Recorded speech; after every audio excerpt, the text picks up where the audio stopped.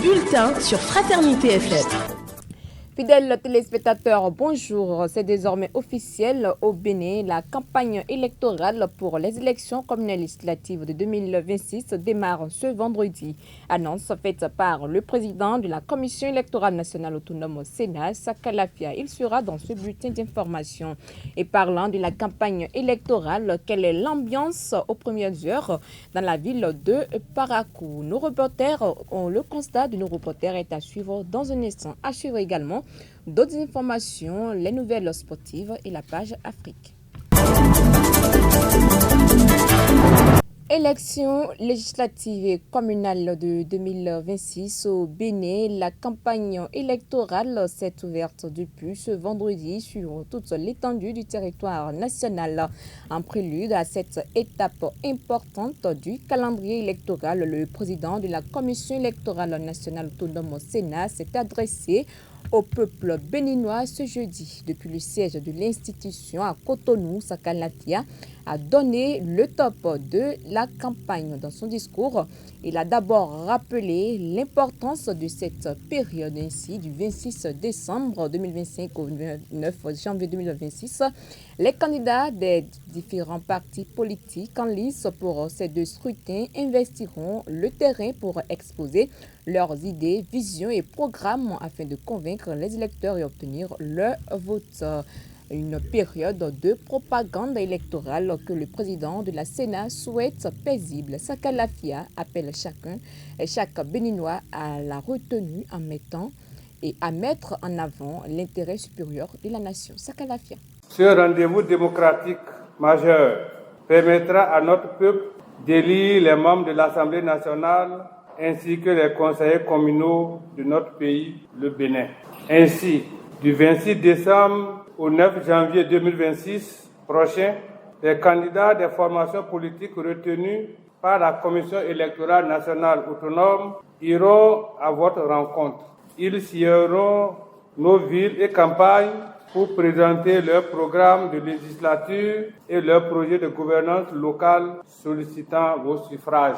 En cette circonstance solennelle, j'exhorte l'ensemble des acteurs engagés dans cette compétition à faire de ces moments un espace privilégié de confrontation d'idées, de pédagogie et d'explication des valeurs républicaines avec pour objectif commun la promotion et le renforcement de la démocratie et de l'état de droit dans notre pays.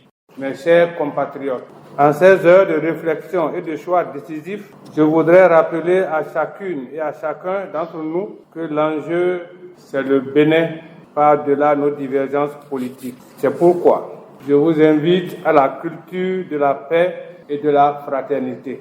Aux partis politiques en compétition et surtout à leurs candidats, j'invite à prôner l'esprit d'humilité et de persuasion. Aux professionnels des médias, j'exhorte au respect de la déontologie de leur profession en livrant des informations justes, équilibrées et apaisées.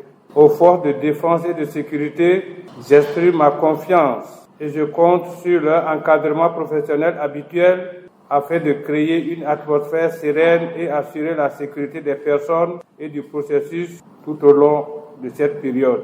Aux agents de la Sénat et aux autres parties prenantes impliquées dans l'organisation des élections, je tiens à exprimer ma profonde gratitude pour leur dévouement exceptionnel. Première journée de campagne électorale, quel est le constat à Parakou? Jacques Débé a sillonné quelques acteurs de la ville et pour le moins qu'on puisse dire que c'est un calme plat qui règne pour l'instant. Suivez pour vous en convaincre cet élément qu'il nous propose. Vendredi 26 décembre 2025, Parakou s'est réveillé comme d'habitude. Au premier jour de la campagne électorale pour les législatives communales du 11 janvier 2026, l'ambiance est loin d'être celle des grands jours. Pas d'affiches au niveau des grands carrefours ni sur les panneaux publicitaires, pas de logo des partis politiques, pas de meeting politique en commun de caravane. Rien ne laisse prétendre d'un climat de campagne électorale et les populations ont fait le même constat. Actuellement, je ne vois aucun signe qui montre qu'il y a une élection qui se prépare. Il y a une ville calme, pas d'affiches, rien de tout cela. Parakou, actuellement, on ne sent pas que la campagne a commencé. Par exemple, moi, si vous n'avez pas dit maintenant, moi, je ne sais pas. On ne sent pas du tout. On ne sent pas du tout que la campagne a démarré. Bon, pour moi, si elle pouvait essayer de sensibiliser les jeunes comme ils le faisaient avant, peut-être que on prendra parti et voir comment va avancer les choses. Il n'y a pas eu d'affichage. Sinon, avant, quand on dit campagne, il y aura déjà des logos, des trucs affichés partout. On sent que vraiment, il y a quelque chose qui est en train de commencer. Bon, actuellement, il n'y a plus ça. On ne sent vraiment pas qu'il y a une campagne qui a commencé. La même ambiance morose s'observe également dans les états-majors des partis politiques. Mais pour qui connaît la sociologie politique béninoise, ce calme plat qui s'observe en ce début de campagne électorale est tout sauf une surprise. Généralement, la propagande électorale ne bat réellement son plein qu'une semaine après le démarrage, avec pour point culminant les derniers jours, voire même les dernières heures. Pour rappel, les élections législatives et communales auront lieu le 11 janvier 2026.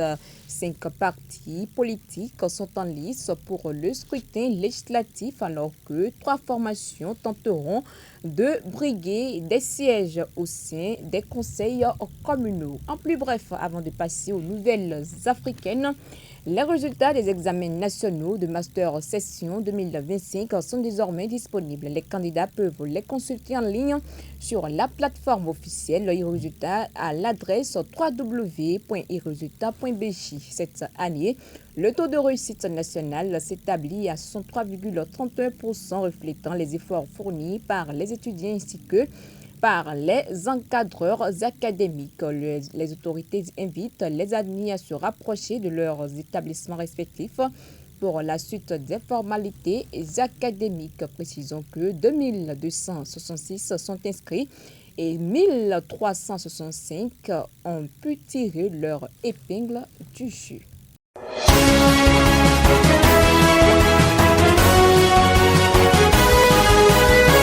En Côte d'Ivoire, les candidats aux élections législatives ont désormais moins de 24 heures pour convaincre les électeurs. À la veille du scrutin du 27 décembre, le Parti démocratique de Côte d'Ivoire, Rassemblement démocratique africain PDCI-RDA, principal parti d'opposition, dénonce des manœuvres frauduleuses dans une circonstance électorale du centre du pays. Le parti d'opposition affirme que ces opérations s'accompagnent de promesses de gratification, distribution de motos et de sommes d'argent pouvant atteindre 300 000 francs CFA. Pour le PDCI-RDA, l'objectif est clair, je cite, « Organiser une fraude électorale massive au profit du candidat du RHDP », fin de citation, écrit la formation politique. En Afrique, les États-Unis ont mené des frappes aériennes contre des combattants du groupe État islamique EI dans le nord-ouest du Nigeria, a déclaré jeudi 25 décembre le président américain Donald Trump sur son réseau social, leur reprochant d'avoir assassiné des chrétiens dans la région. La diplomatie nigériane a confirmé des frappes américaines, je cite,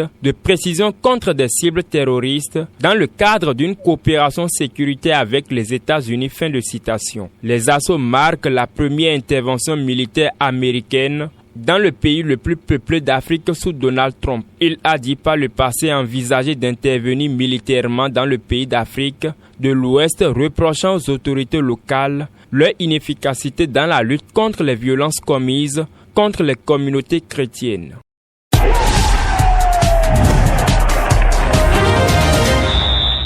Epiphane Chabi, bonjour. Bonjour Mansourat. CAN 2025, Angola, Zimbabwe, les compositions officielles. Oui, la Coupe d'Afrique des Nations 2025 reprend ce vendredi au Maroc après la pause connue hier. La journée va débuter ce 26 décembre à 13h30, un peu moins dans 30 minutes bien évidemment, donc avec le match Angola-Zimbabwe au stade de Marrakech. Cette rencontre s'annonce décisive dans le groupe B. Les deux équipes défaites lors de leur entrée pris sur le score de 2-1 contre l'Afrique du Sud et par l'Angola et contre l'Égypte bien sûr pour le Zimbabwe, doivent impérativement l'emporter pour espérer une qualification en 8e de finale. Ainsi donc pour cette rencontre, l'Angola compte toujours sur son gardien avec Mata, Aboatou, Veiga et Pumbala. Au niveau donc de la défense, Dala Caneiro, Manuel Mukandi dans le 4-4-2 qui a été concocté, et puis Ribeiro et Kafumana seront donc à la pointe de l'attaque. Arubi, Takawara, Lunga, Dubé, Fabiche composent donc le reste. En ce qui concerne le Zimbabwe, les autres joueurs sont donc les habituels ayant disputé la rencontre qui a été donc jouée la toute première sortie, il faut dire coucou donc de cette journée. 3 autres rencontres seront à suivre. La première se jouera à 17h et va opposer l'Égypte à l'Afrique du Sud.